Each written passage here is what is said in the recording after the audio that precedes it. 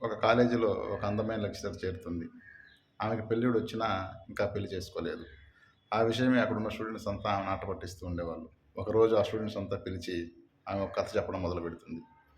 ఒక ఊళ్ళో ఇద్దరు భార్యాభర్తలు ఉండేవాళ్ళు. వాళ్ళకి ముగ్గురు సంతానం. ఆ ముగ్గురు ఆడపిల్లలే. ఆమె నాలుగవసారి గర్భవతి అయితే ఆ భర్త అంటాడు, ఈసారి గాని ఆడపిల్లే గాని పుడితే వీధిలో విసిరేస్తాను అని. నాలుగోసారి కూడా ఆడబిడ్డే పుడుతుంది. అతను అన్నట్టుగానే ఆ బిడ్డను తీసుకుని వెళ్ళి ఆ ఊళ్ళో ఉన్న కూడల్లో వదిలి వచ్చేస్తాడు. మరుసటి రోజు అలా వెళ్తుంటే ఆ అమ్మాయి అక్కడే ఉంటుంది. మళ్ళీ తిరిగి తీసుకుని ఇంటికి వచ్చేస్తాడు. ఆ తల్లి దేవుని ప్రార్థిస్తుంది ఆ అమ్మాయికి ఏమి కాలేదనేసి. ఇలా ప్రతిరోజు ఆ అమ్మాయిని తీసుకుని వెళ్ళి ఒక కూడలు వదిలి రావడం, ఆ అమ్మాయిని ఎవరు అక్కడి నుంచి తీసుకోకపోవడం వల్ల మళ్ళీ ఇంటికి తిరిగి తెచ్చేస్తూ ఉండేవాడు.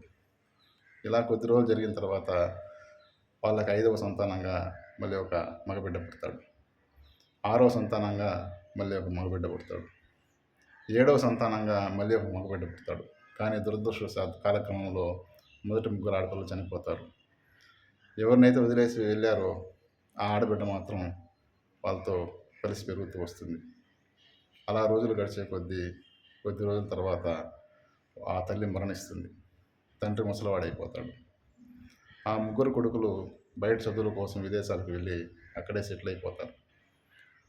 ఆ తండ్రి ముసలివాడైవి అతనికి కాళ్ళు చేతులు ఏవి పనిచేయకపోవడం వల్ల ఈ కూతురే ఆయన బాగోగులు చూస్తూ ఉండేది. కానీ ప్రతిరోజు ఆ తండ్రి సిగ్గుతో ఏడుస్తూ, అమ్మా, నేను నీకు చేసిన పనికి నువ్వు నన్ను ఇంత బాగా చూసుకుంటున్నావు తల్లి, నన్ను క్షమించని ప్రతిరోజు కంటతడి పెట్టుకుంటూ ఉండేవాడు. ఆ కూతురే నేను అని వాళ్ళకి చెప్పింది. ఫ్రెండ్స్, ఒక ఆడబిడ్డ ప్రతి ఇంటికి అందం. ప్రతి ఆడబిడ్డ ఆ ఇంటికి దీపం, ఒక వరం. హ్యాట్స్ ఆఫ్ టు అటువంటి ఆడవాళ్ళు.